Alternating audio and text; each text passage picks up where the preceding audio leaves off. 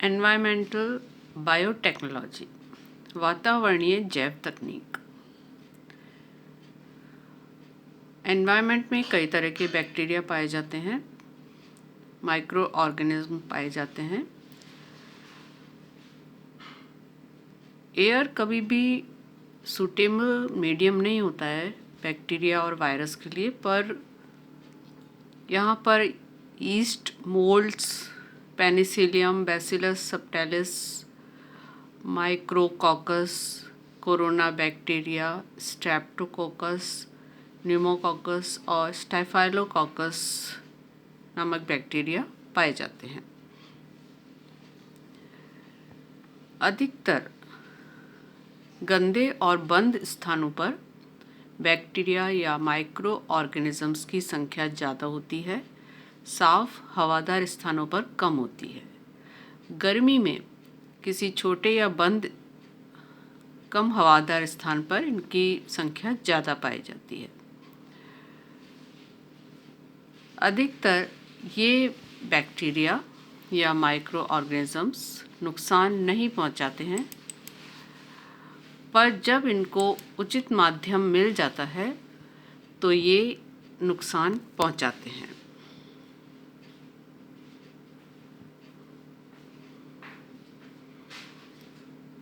और जैसे फूड में स्मेल आना, और जो गली में नालियाँ होती हैं उनमें स्मेल आना, खमीरीकरण आदि से इनकी उपस्थिति का पता चल जाता है, वैसे दिखाई नहीं देते हैं।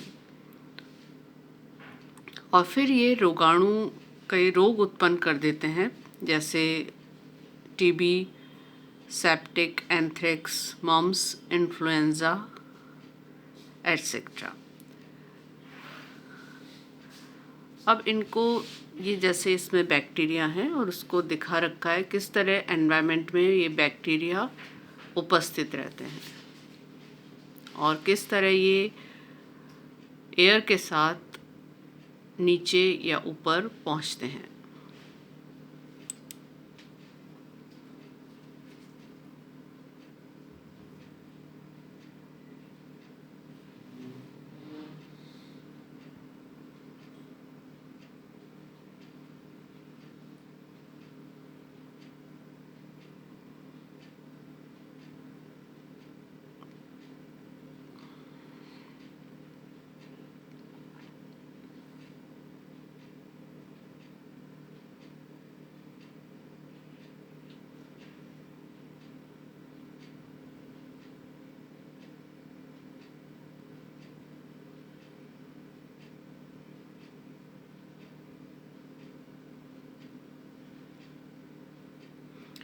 अब purification of polluted air from micro organisms, किस तरह से इन माइक्रो ऑर्गेनिज्म से निजात पाई जा सकती है। सबसे पहले सैम्पलिंग मेथड। सैम्पलिंग मेथड से देखा जाता है कि कहाँ पर माइक्रो ऑर्गेनिजम्स की संख्या ज़्यादा है। सबसे पहला कंट्रोल होता है बाय डस्ट कंट्रोल। धूल में या डस्ट में बैक्टीरिया या माइक्रो ऑर्गेनिजम्स पाए जाते हैं, जैसे घरों में, ऑफिस, स्कूल, कारखाने या हॉस्पिटल्स में। वैक्यूम क्लीनर की सहायता से जो डस्ट में बैक्टीरिया पाए जाते हैं उनको नष्ट किया जा सकता है और उनसे मुक्ति पाई जा सकती है। दूसरा मेथड है बाय अल्ट्रावायलेट रेडिएशंस या पराबैंगनी विकिरण के द्वारा। इसमें वायु में उपस्थित सूक्ष्म जीवों को या उनकी कायिक अवस्थाओं को, वेजिटेटिव फॉर्म्स को पराबैंगनी विकिरण या अल्ट्रावायलेट रेडिएशन के द्वारा नष्ट किया जा सकता है। और ये विकिरण नष्ट करने के लिए काम में आते हैं, जैसे हॉस्पिटल और वहाँ पर रखे उपकरण, स्कूल, संग्रह कक्ष या लेबोरेटरी वगैरह में काम में आते हैं। इन विकिरण की 254 सेंटीमीटर तरंग दैर्ध्य होती है और इसके उपयोग से सूक्ष्मजीवों का डीएनए से अवशोषित कर लेता है और वो डीएनए आरएनए नष्ट हो जाते हैं। केमिकल रिएक्शन भी इसमें हो सकते हैं। एक दूसरी विधि होती है बायोकेमिकल मेथड। कई केमिकल्स बैक्टीरिया के लिए नुकसानदायक होते हैं।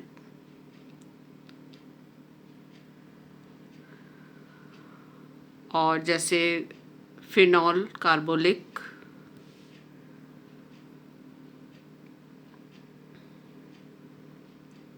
Sodium hypochlorite, aerosol, glycerine, potassium permanganate etcetera, इनके द्वारा भी माइक्रो ऑर्गेनिज्म को नष्ट किया जा सकता है। फिर एक और विधि है आयोनर मेथड, आयोनर विधि।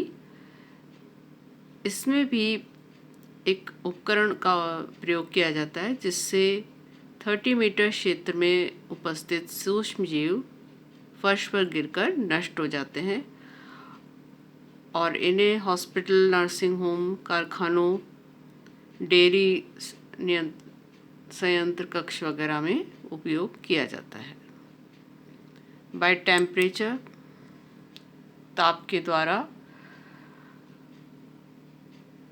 हॉस्पिटल्स में इस तरह का हॉट ट्रीटमेंट या टेम्परेचर ट्रीटमेंट किया जाता है और इसमें ऑपरेशन कक्ष में काम में आने वाले कपड़े, वस्त्र और उपकरणों को ऑटोक्लेव में रखकर उसमें भाप प्रवाहित की जाती है जिससे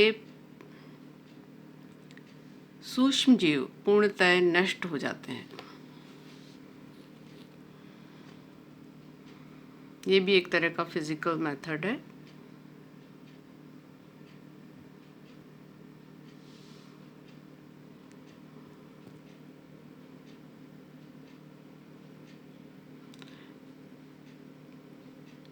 फिर है लैमिनर वायु प्रवाह प्रणाली। इस प्रणाली से बहुत तेज प्रवाह वाली वायु को की सेलुलोज छनक से प्रवाहित किया जाता है और ये छनक यानी छानने वाले 0.3 माइक्रोन वाले वायु कणों को छानने की क्षमता रखते हैं और इस प्रणाली से भी सूक्ष्म जीवों से मुक्त किया जा सकता है। तो ये कई तरह के उपाय हैं।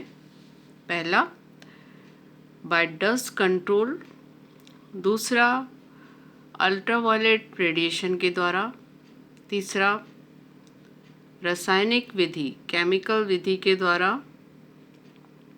फोर्थ केमिकल मेथड के बाद आयोनर मेथड के द्वारा, फिर बाय टेम्परेचर यानी फिजिकल फैक्टर्स के द्वारा भी किया जा सकता है और उसके बाद है laminar air flow system, laminar वायु प्रवाह प्रणाली के द्वारा। और भी इसके अलावा कई तरीके हो सकते हैं जिन्हें बैक्टीरिया को नष्ट किया जा सकता है। जैसे पुराने ज़माने में धूप में चीज़ों को रख दिया जाता था तो नेचुरल तरीके से भी टेम्परेचर, जब बहुत तेज़ गर्मी होती है तो टेम्परेचर से इनका ट्रीटमेंट किया जा सकता है और बैक्टीरिया को नष्ट किया जा सकता है। इसके अलावा एयरबॉर्न डिजीज़ से बचने के लिए हाइजीन इस्तेमाल किए जाते हैं, जैसे आजकल मास्क का इस्तेमाल करना, ग्लव्स का, और क्लीन रखना अपने आसपास के एनवायरनमेंट को।